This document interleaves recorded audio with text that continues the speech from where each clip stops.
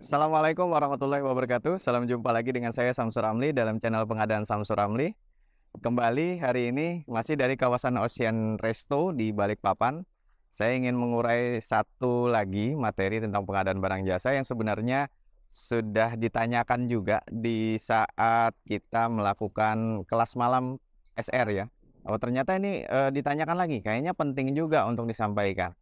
Jadi saya menyampaikan bahwa di dalam pelaksanaan kewajiban terkait dengan Undang-Undang 3 tahun 2014 tentang kewajiban penggunaan produk dalam negeri, itu di Undang-Undang 3 tahun 2014 dikatakan bahwa pengadaan barang jasa itu wajib menggunakan produk dalam negeri. Ini kewajiban, artinya tataran hukumnya, norma hukumnya adalah wajib.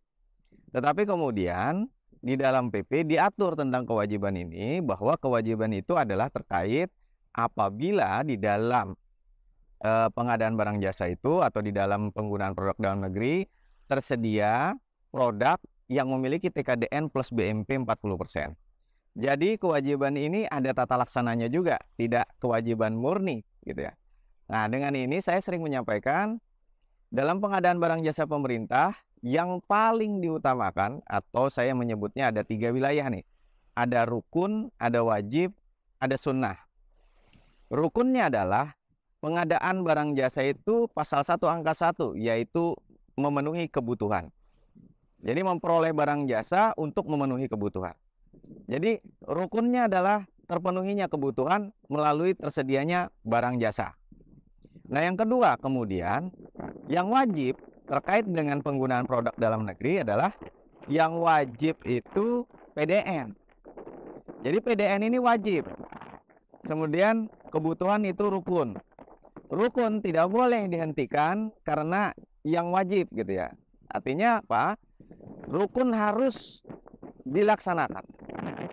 Sedangkan kewajiban kalau tidak dilaksanakan maka terdapat sanksi-sanksi.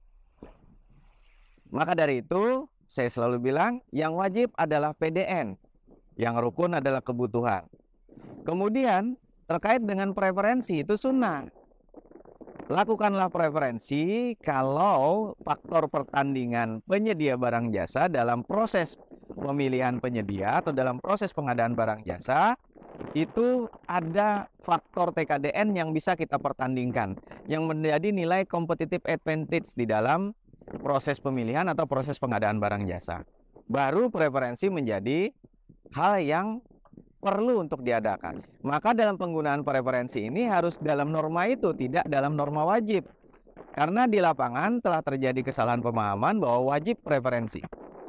Pada preferensi itu menjadi satu keharusan yang dianjurkan apabila unsur persaingannya ada di wilayah TKDN-nya. Lalu TKDN itu apa? Ini juga yang sering muncul. Bahwa yang wajib itu TKDN. Yang wajib itu bukan TKDN. Yang wajib itu PDN. Dalam rangka memastikan bahwa PDN ini dijalankan kewajibannya, ukurannya menggunakan salah satunya itu adalah TKDN. Mengukur TKDN itu salah satunya dengan sertifikat. Salah satunya juga bisa dengan preferensi, bisa juga dengan surat keterangan untuk bahan mentah, bahan ini segala macam. Atau juga dari self-declare penyedia untuk barang-barang tertentu. Nah jadi, tolong jangan disalahpahami bahwa yang wajib itu TKDN. Apalagi ada yang bilang yang wajib preferensi. Tidak tepat ya. Saya juga memang tidak bisa menyalahkan. Tidak tepat saja. Artinya kembali, rukunnya kebutuhan, yang wajib adalah PDN, diukur dengan TKDN, kemudian mengukur TKDN bisa dengan sertifikat untuk barang produksi pabrikasi, manufaktur, industri, bisa dengan preferensi, bisa dengan surat keterangan untuk bahan mentah, bisa juga dengan self-declare untuk barang-barang tertentu, apalagi dari usaha mikro, usaha kecil. Nah, preferensi digunakan apabila ada unsur pertandingan nilai kompetitif di situ. Nah, dengan demikian maka tolong rukunnya jangan dihilangkan gara-gara misalkan, Pak, barang kami tidak ada yang TKDN, hanya impor, maka kami nggak jadi melaksanakan pengadaan. Ini justru pelanggaran terhadap Perpres. Karena apa? Kalau memang harus terpaksa impor ya nggak masalah. Karena memang kebutuhannya tidak bisa dipenuhi oleh barang-barang yang memiliki PDN. atau memiliki TKDN tinggi di atas 25%. Kalau tidak ada ya jangan dipaksakan. Kebutuhan harus tetap tersedia. Tentu dengan justifikasi-justifikasi. Dan sekarang juga sudah dibantu dengan tim P3DN. Nah, kemudian preferensi nggak dilakukan, kenapa? Nggak apa-apa. Kalau memang tidak ada tingkat persaingannya di situ, ngapain kita paksain preferensi? Misalkan kayak konstruksi normalisasi sungai. Normalisasi sungai tidak ada sama sekali barangnya. Kalau tidak ada sama sekali barangnya, TKDN barangnya juga tidak ada. Pak, ada alat, Pak. Alat itu bukan barang.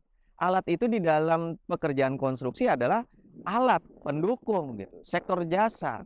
Dia hanya dinilai dari kepemilikan dan asal alat tersebut. Itu pun tidak akan terlalu besar. Maka untuk pekerjaan normalisasi sungai mempersaingkan TKDN dengan menggunakan preferensi tentu hal yang tidak perlu. Jadi bisa menimbulkan mudarat juga gitu ya.